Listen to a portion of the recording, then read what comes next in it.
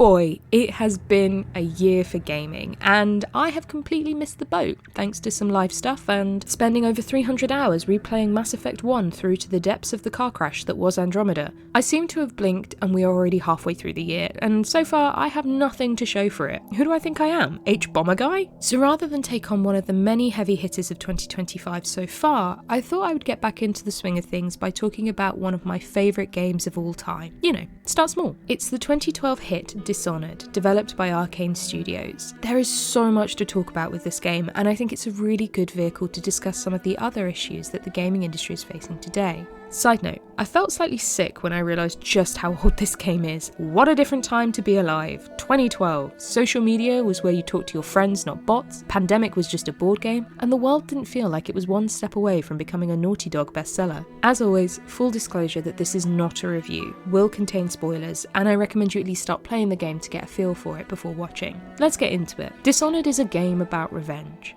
As the Empress's bodyguard, Corvo Attano, you watch the love of your life die, her daughter get kidnapped, and then are wrongfully imprisoned, tortured, and sentenced to execution for the crimes. Pretty rock bottom. But luck is on your side as a group of loyalists plot the demise of the now Lord Regent, who orchestrated the whole thing in order to claim the kingdom. With you as their blade, the motley group set about righting the wrongs of political catastrophe to the backdrop of a steampunk, plague-ridden city. Honestly, the developers get a gold star just for the backdrop, which holy shit is incredible. Don't get me wrong, I love a good hyper-realistic game like Red Dead 2 or anything from Supermassive, but one of the reasons Dishonored stands the test of time is that the graphics are so stylized. Because they aren't attempting to look real, you can forget the game is over a decade old and just go with the flow of these freaky looking dudes. This is just one aspect of what will be the first part of this video, why Dishonored works. Now, don't get me wrong, Dishonored is not a perfect game, nor does everything about it stand the test of time. In particular, I've had conversations with friends who didn't like this game because they felt that they had to reload saves each time they made a mistake.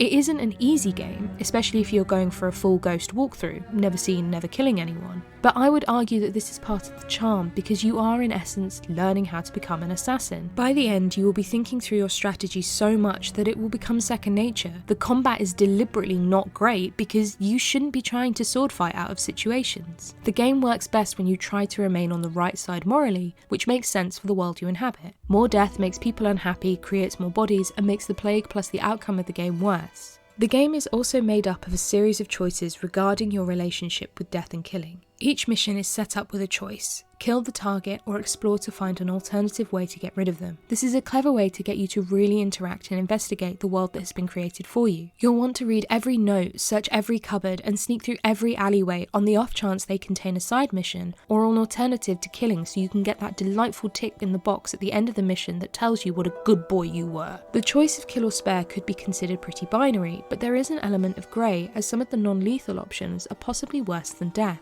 The one I find particularly hard is the fate of Lady Boyle. Sure, death isn't a picnic, but the idea that some random guy who is obsessed with her just abducts her to some rural undisclosed location where she will spend the rest of her days is a choice that feels like a lose-lose all round.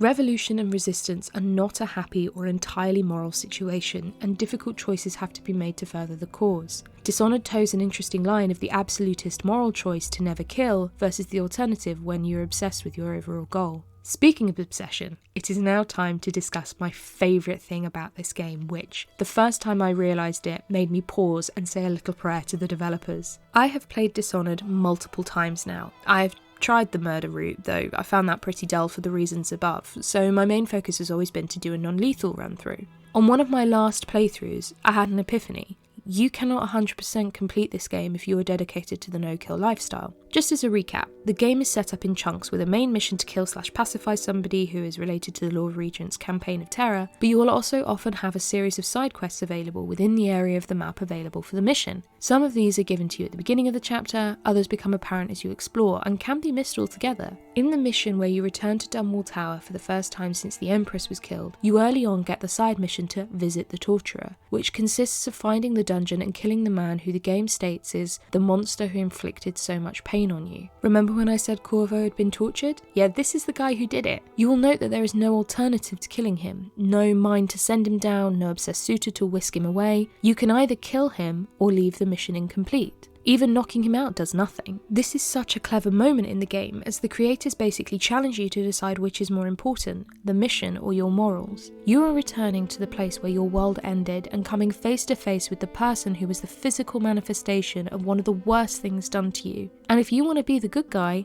you have to let it go.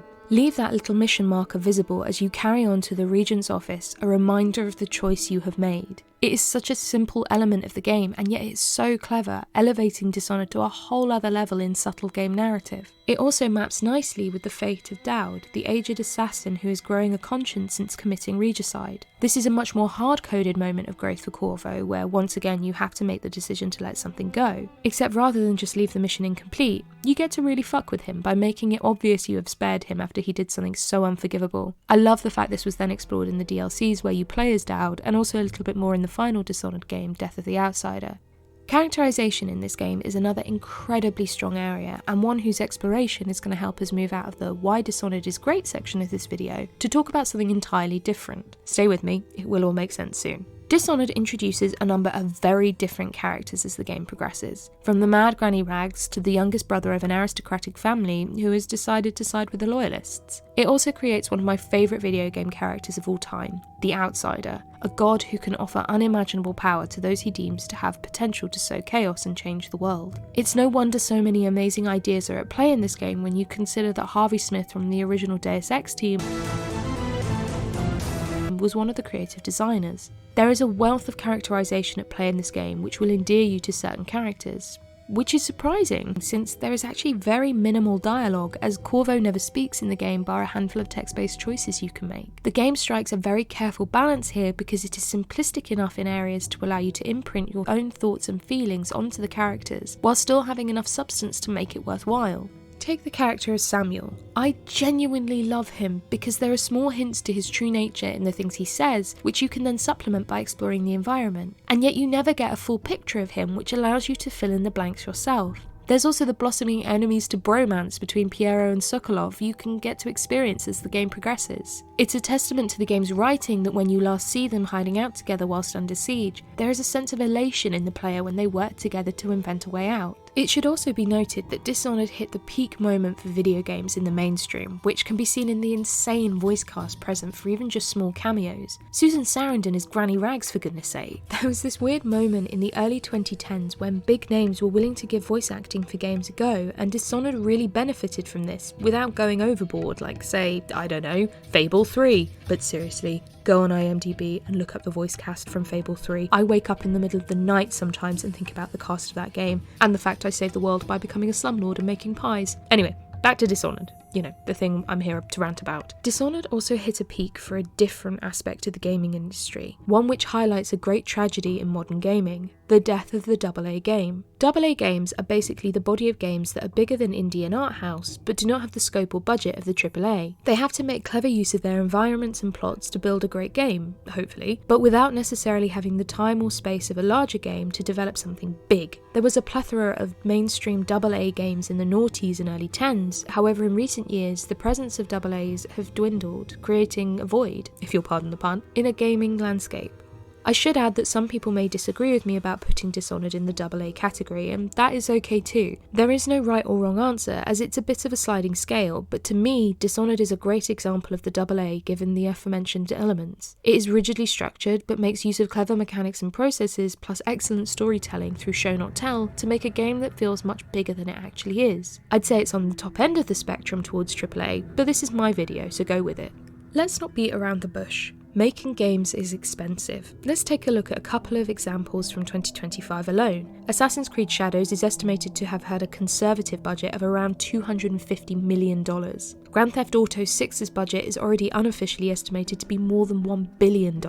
Therefore, investors now expect a much higher rate of return for new releases in order to keep studios afloat. And even then, success does not guarantee the continuation of studios, as we have seen by the many that have shut down or been bought out in the last few years. High quality graphics and mechanics are expected by players if they're going to be shelling out £70 a game, but these often come at a premium, be it through longer development times, increased costs, or developers burning themselves out during crunch time to get the game complete.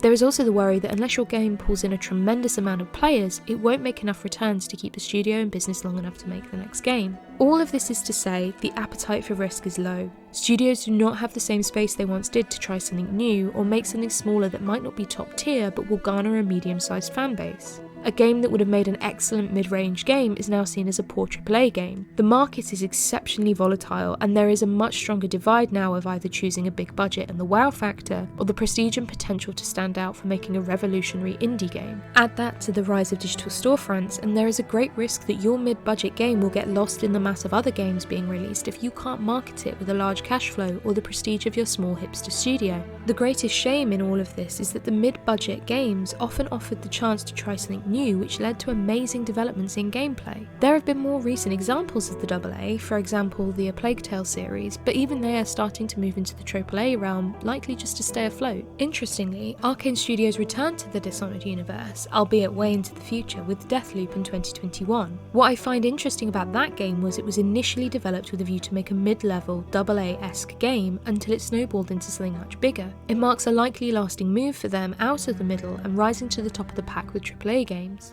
As we strive for bigger and better things in the gaming world, as the profits outstrip other media sources by a huge margin, it is understandable that developers will do whatever it takes to keep doing the things they love, but I personally wonder what the cost is. To end, Dishonored gave me as much enjoyment to play this year as it did when I was a teenager. It feels like a game that has a soul, and one where your hand is not held the whole way through. It feels like a labour of love where the creators wanted you to explore and feel as strongly about it as they did. Who knows what the future holds for the gaming industry? The idealist in me hopes we can come down a bit from the heights of big release after big release to give some space to amazing games that can't afford the massive hype machines of the marketing world. Arkane Studios is still going after all this time. Riding the high of Deathloop, the studio is currently working on a Marvel Blade game, so we'll have to cross our fingers they can bring all those lessons learnt from mechanic and narrative focused AA to give us a superhero game worthy of the AAA field. I'll certainly be rooting for them.